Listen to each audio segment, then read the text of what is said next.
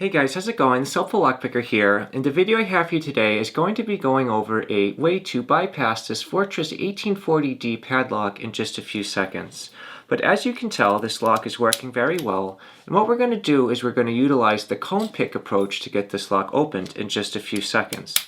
So how a comb pick works is it takes advantage of a flaw in the lock. It's going to make it so that we can lift the key pins and the driver pins all up simultaneously above the shear line, and then you can turn the core over without any restriction. In order to make this work, you're going to need to take advantage of a few flaws. You're going to need to have a wide open keyway so you can get your tool in, and then you're going to need to have a Bible that's tall enough to accommodate both a key pin, driver pin, and spring at the same time.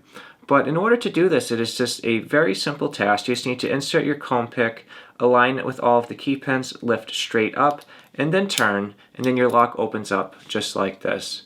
This is a really surprising find to work when you are able to get it open, because it is just something that should not happen today. This is an inexcusable flaw, but it is really fun to do when you can find a lock that it works on.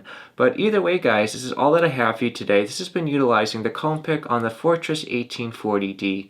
If you're interested in checking out a comb pick, I have linked in the video description below a cheap generic version of a comb pick. It is not this one, but you can get it for just a couple dollars.